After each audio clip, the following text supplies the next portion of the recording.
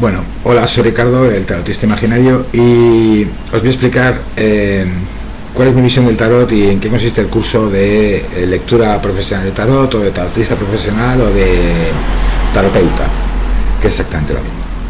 Parto de un supuesto básico, que es que hemos nacido todos en un clan en el cual que llamamos familia, que no es más que un sistema regido por un individuo muy concreto, el paterfamilias. Vivimos en estado patriarcal, básicamente gobernado o dirigido por hombres, básicamente en cuestiones de moral y de moral sexual, sobre todo, muy centrado en el hombre, y con una tendencia muy clara a la misoginia, es decir, a considerar a las mujeres como un elemento accesorio, secundario o complementario y necesario para un hombre para poder seguir haciendo las tonterías que hace. En el clan, lo más importante es, por supuesto, que cuando uno crea un clan, todas las personas del clan sean obedientes. El paterfamilias busca la obediencia, es un tirano, y como tirano lo que se encarga es de preservar su propio linaje, su propio nombre, su propio honor, su propia gloria, ¿sí? Este paterfamilias, esta forma de estar en el mundo en el cual uno es el mayor tirano que existe en la tierra. No hay ningún tirano político, ninguno, que ningún dictador de ningún país en ningún lugar de la historia ha tenido nunca, jamás, el poder de ejercer la violencia que tiene el paterfamilias, el jefe del clan, de ejercer esa violencia de una forma tan transparente, limpia, justificada y además completamente normal. No hay más que ver a la cantidad de hombres que le chillan a niñas de 3 años y de 4, o a chavalitos de 5 años que están haciendo algo inocuo, jugando probablemente. Pero no vaya a ser que se manchen, o que estropeen algo, o que se despeinen, o cualquier cosa que afecte a la reputación que como buenos padres tienen. El paterfamilias normalmente está acompañado de una mujer. No es la materfamilias, es una mujer que hace una función de esclavitud, exactamente igual que la de sus hijos. Para el paterfamilias, en la sociedad romana, el padre mandaba y los demás eran esclavos. El tratamiento que se le da de esclavos a los hijos y a la mujer pervive dentro de lo que es la estructura del clan.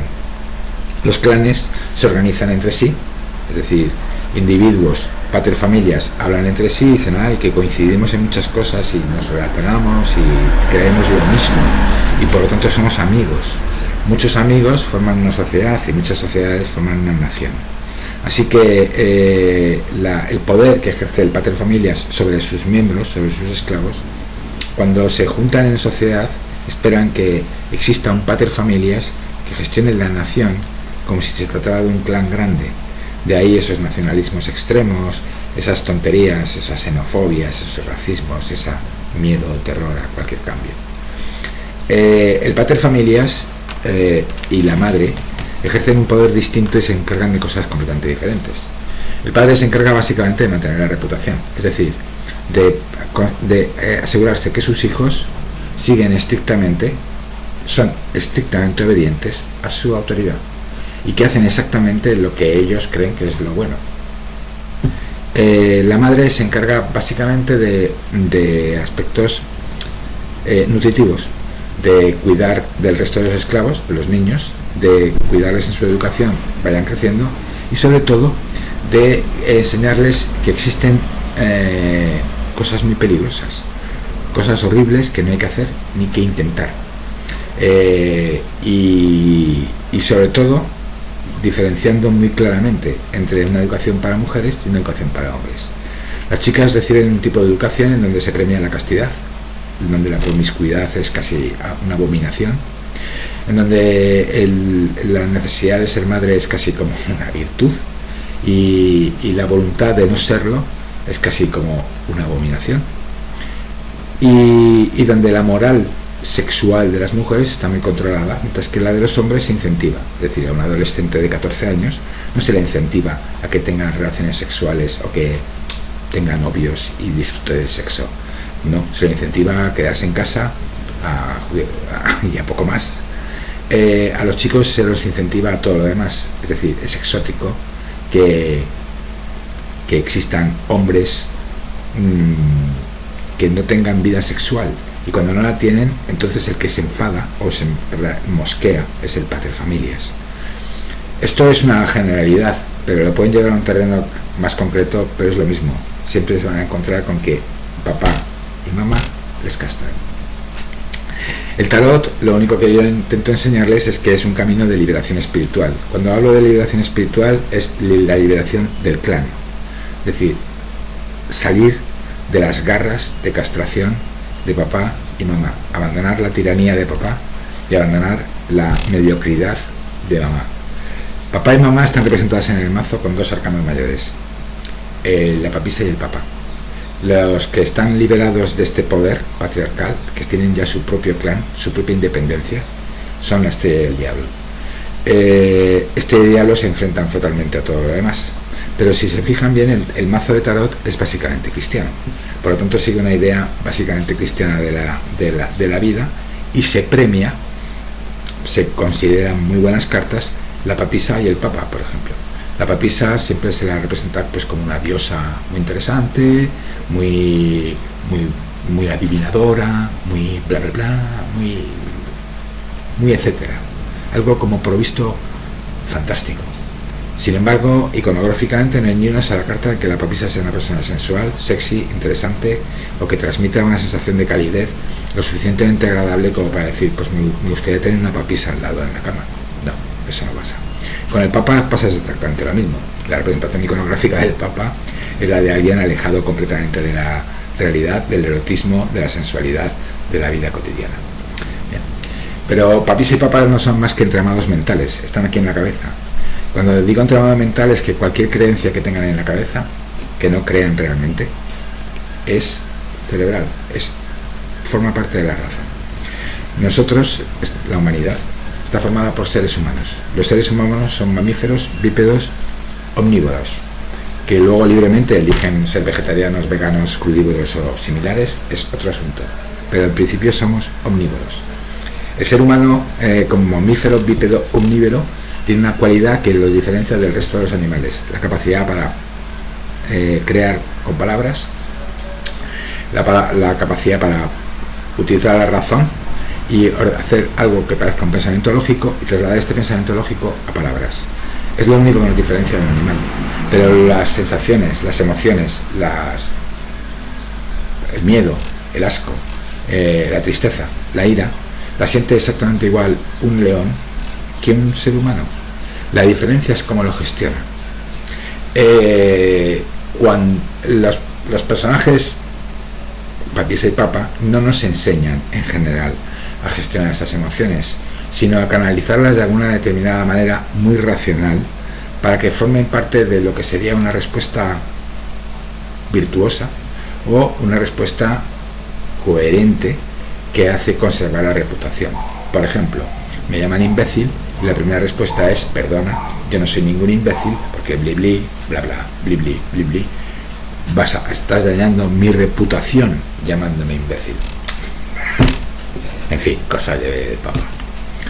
El resto de arcanos mayores, o sea, tengo estos cuatro: estrella, diablo, papisa y papa. Y luego tengo dos más que son una plasmación directa de lo que sería la papisa y el papa en acción. Son la emperatriz y el emperador. Además tengo 16 figuras de la corte. 16 figuras de la corte que representan a personas de carne y hueso, que somos nosotros, somos consultante. Estamos ahí, en las figuras de la corte. En las figuras de la corte, y puntualmente nos podemos encontrar en diablo, puntualmente nos podemos encontrar en estrella, puntualmente en emperador, emperatriz, o puntualmente en papisa y papa. Pero básicamente somos figuras de la corte, es decir, personas que tenemos inquietudes y que somos porque pensamos mucho y tenemos mucha capacidad intelectual, y por lo tanto lo que pensamos lo hacemos realidad, o creemos que se va a hacer real, como Dios cuando dijo hágase la luz y se hizo, es decir, lo crea con palabras. Pues la parte de espadas, la parte de los personajes de espadas, que sería el palo más adecuado, más relacionado con este asunto, sería un aspecto puramente mental. Personas más racionales, piensan, luego existen. Descartes. Los personajes de oros necesitan tener para poder ser, es decir, si no tienen, no son. La vida contemplativa no existe para ellos. El arte es una pérdida de tiempo. Tienes que tener cosas y conservarlas. Le da valor a la reputación, y la reputación se consigue solamente teniendo cosas, teniendo lo que se supone que dice el Papa que hay que tener para ser buena persona. Un trabajo de esclavo trabajando para alguien, estar en una cadena de montaje, en un trabajo que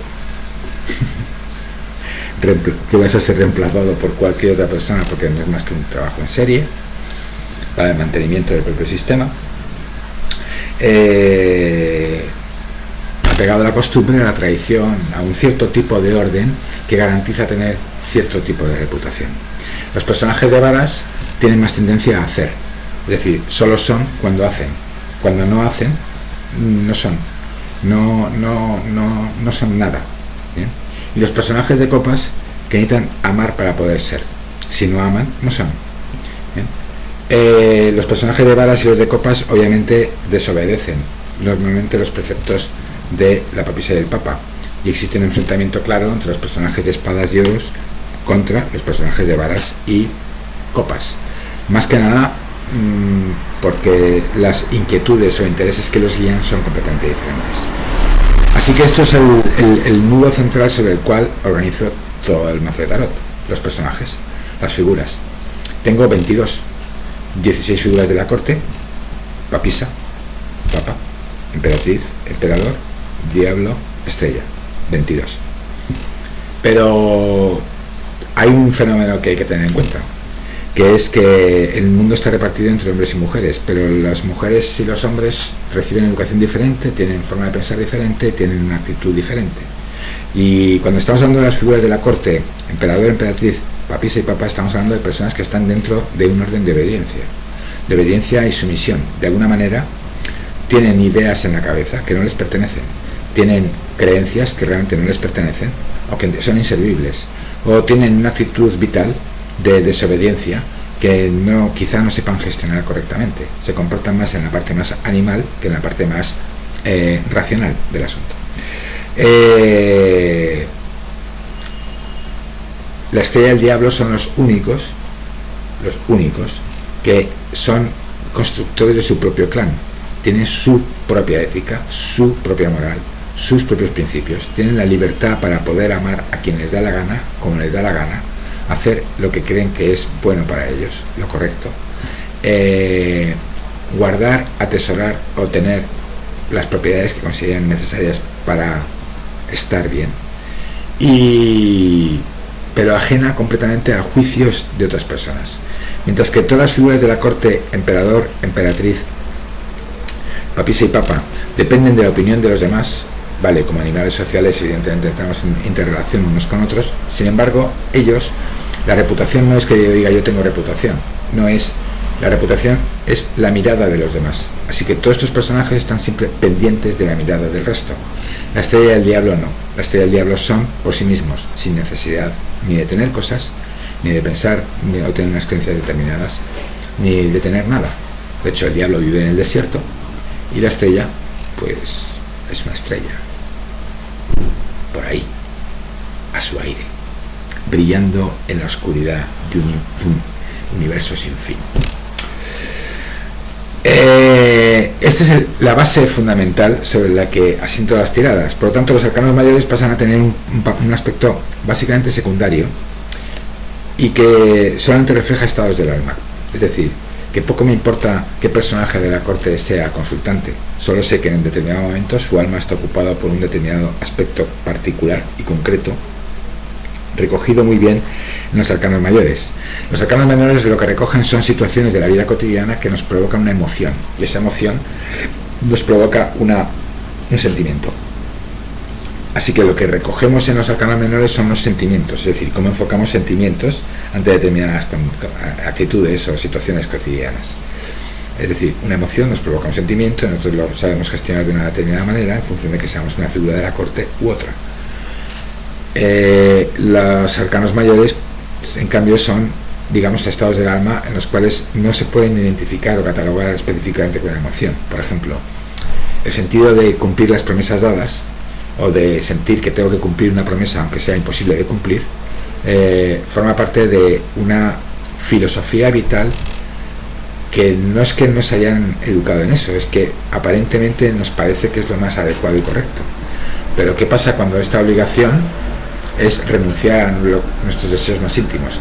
¿Qué pasa cuando realmente nosotros queremos hacer otra cosa, pero de alguna manera nos sentimos obligados a hacer otra?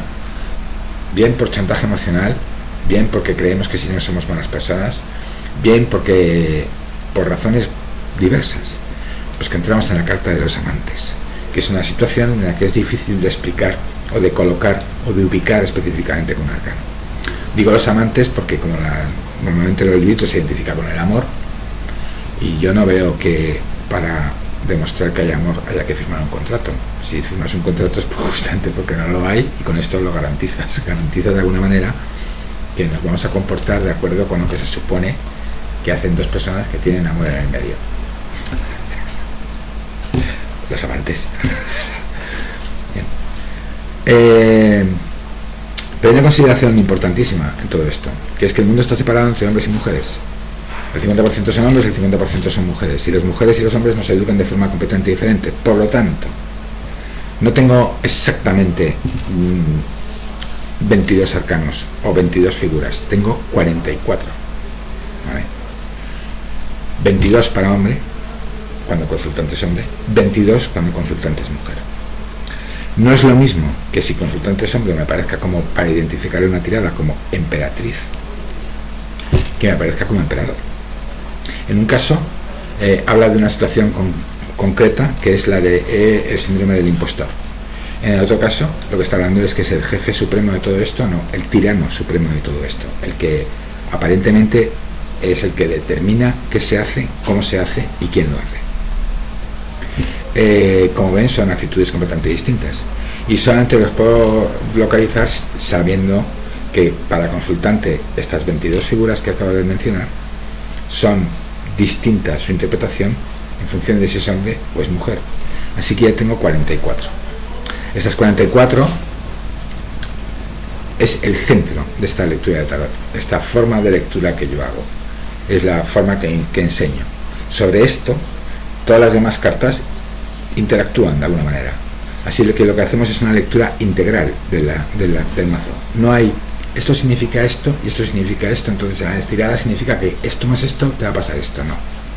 Esto es, atención, si usted es consultante hombre y te sale la emperatriz y al lado un 4 de copas, no me puedes decir que como emperatriz un hombre va a sentir exactamente lo mismo que una mujer en la misma carta de 4 de copas.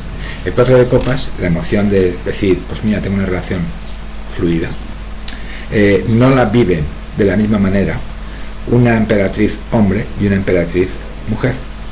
Y como no la viven de la misma manera, no van a reaccionar de la misma manera, ni se van a comportar de la misma manera, ni van a hacer lo mismo.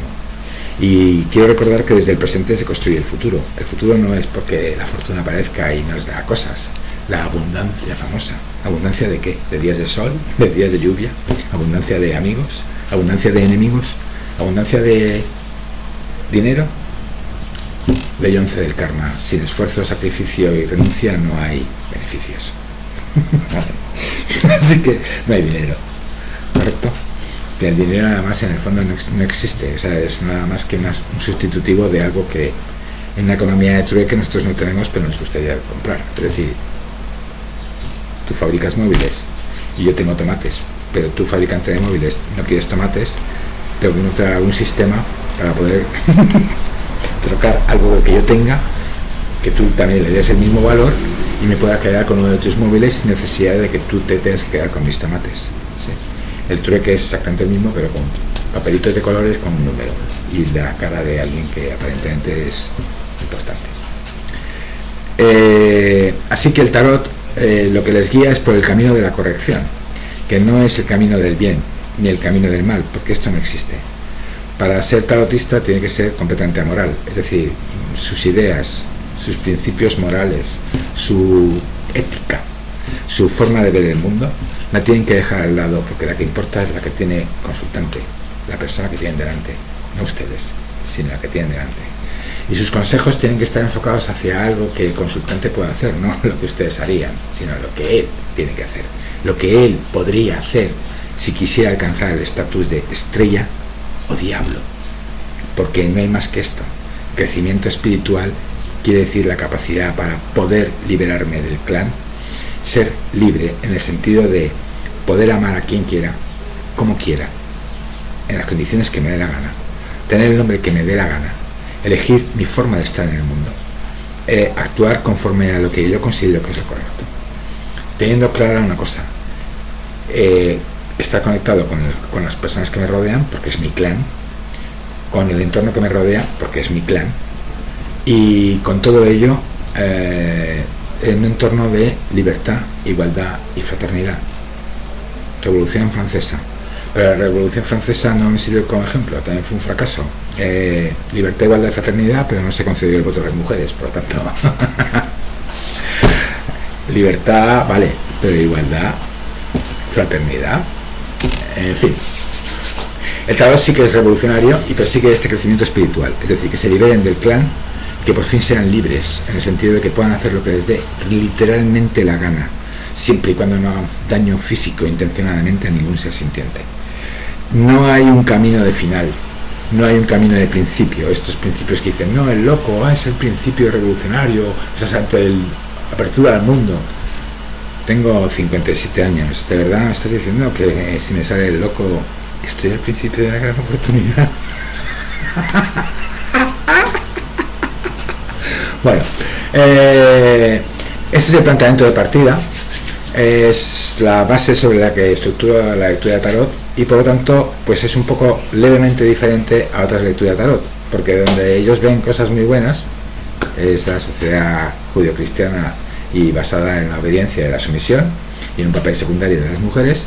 Yo veo que hay que enfrentarse a todo eso y aniquilarlo, la destrucción absoluta, alcanzar el punto de estrella o de diablo, en el cual el poder y la autoridad la ejerce uno mismo sobre sí mismo y convive con otras estrellas y diablos y monta una sociedad mucho más armónica, con clanes más armónicos, en donde realmente podemos explotar todo nuestro talento, podemos sacar a flote todas nuestras habilidades y podemos incluso alcanzar eso que se llama la felicidad. En fin, esta es la idea básica que subyace en la idea del tarot. Esto es lo que es la forma de plantearlo, y el curso está enfocado sobre esta base, es decir, todo lo que crean de otras lecturas sobre sus conceptos aquí chocan frontalmente. Algunas veces coinciden y otras veces lo más probable es que no. Y ¿qué más? Bueno, por supuesto les voy a enseñar a hacer tiradas y a descubrir que pueden leer cualquier combinación de cartas tiradas encima de la mesa sin ningún problema, con independencia de que le digan, no, es que aquí significa esto y aquí va esta carta, ¿vale? Sí, o sea que es todo un poco, hay que ajustar un poco más. El único requisito para hacer este curso y que sea fructífero es tener imaginación creativa, y esto es lo que básicamente les voy a enseñar, a tener imaginación creativa, a crear, que ustedes creen su propio diccionario de arcanos y que ustedes creen su propio mazo, que ustedes tengan su propia baraja de cartas y su propia forma de interpretar las cartas, y que vean que encima es perfecta, que funciona, que es increíble, pero estoy acertando. Pues claro, está acertando. Es imposible no acertar si estás jugando con una combinación de cartas mucho más grande que las que te limita la baraja. Esta reordenación del mazo me la permite un aspecto esencial, que es el que más se olvida. El tarot es un juego de cartas. Mi vecino francés, nacido en un pueblo cerca de Marsella, tiene 3 mazos de tarot, 3 mazos de Marsella, ¿sí? Y los utiliza para jugar a las cartas, el tarot, con dinero por medio. Yo he aprendido, me ha enseñado a jugar al tarot y jugamos ahí algunos sábados con botellas alrededor, alguna otra sustancia psicotrópica y dinero. Y jugamos al tablero con un mazo de Marsella. No está ni beatificado, ni santificado, ni consagrado, ni le ponemos inciensos, ni tiene una caja de madera o de bambú traída hecha a mano por algún ser extraordinario, ni tienen un mazo de terciopelo. No hace falta. Lo que tienen que tener es fe en que son capaces de leer las cartas, porque lo que tienen de antes son alegorías. Mi metáfora más clara es: imagínense que su personaje de delante, su consultante, es sordomudo. No se puede comunicar con ustedes más que haciendo una pregunta escribiéndola. Y no le van a entender. Así que su respuesta tiene que ser con dibujitos. Él nos da 3 cartas con dibujitos, o 7. Y nosotros tenemos que ser capaces de interpretar qué diablos nos da. Hay un psiquiatra maravilloso, se llama Erickson, rey de hipnoterapia. Una de sus tesis centrales es que no existe ningún problema para que nuestro cerebro tenga la solución, y que con la hipnosis es capaz de encontrar esa solución, y por lo tanto sus terapias duraban muy poco. Es decir, él curaba a personas en media hora, en una hora. Les sacaba de un problemón con un poco de hipnosis, un bastante de hipnosis, y luego en rebuscar dónde estaba la solución al problema. Con las cartas pasa lo mismo. Cuando alguien baraja las cartas, me está dando la respuesta. No la estoy dando yo, ni la del universo, ni el Dalai Lama. Es la sincronicidad. Esa persona me está colocando, está intentando hablar conmigo en un idioma con cartas. Por lo tanto, este curso tampoco es para un mazo en particular. Mazo lo más parecido a un mazo de tarot.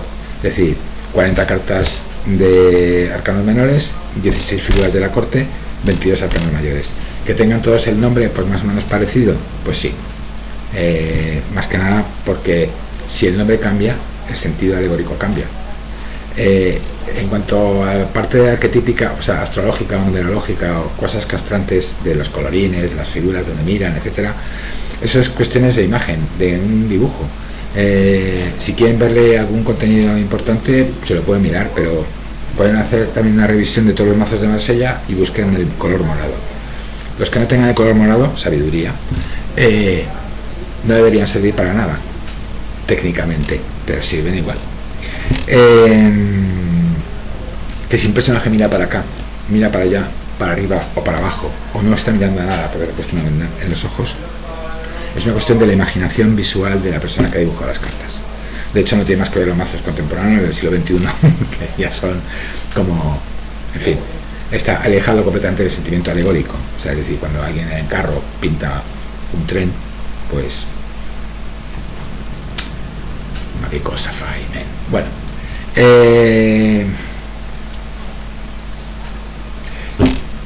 la astrología, pues te cuento lo mismo, porque es castrante. Es decir, si resulta que usted es Virgo, yo soy Virgo, pues ya tengo que ser así.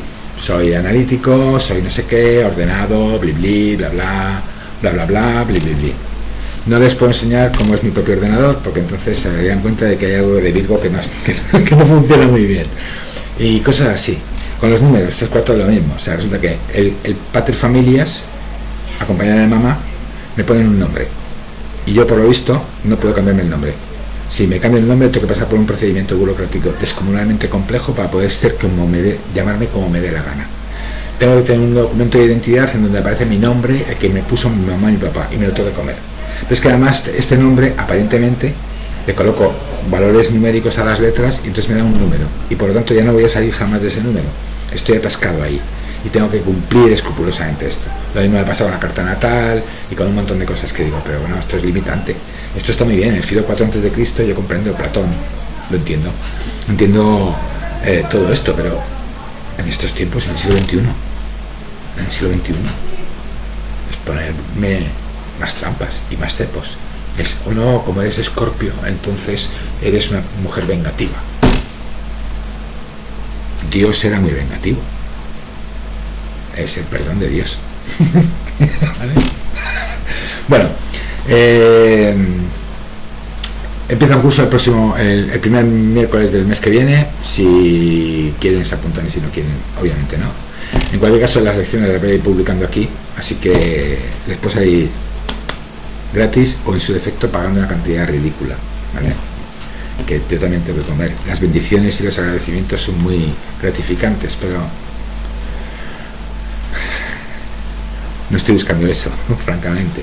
Tampoco es una cuestión de dinero, no tiene nada que ver. No tiene nada que ver con ninguna de esas cosas que tienen que ver la papisa y el papa. La motivación es otra y más compleja. Bueno, mientras tanto, diviértanse mucho.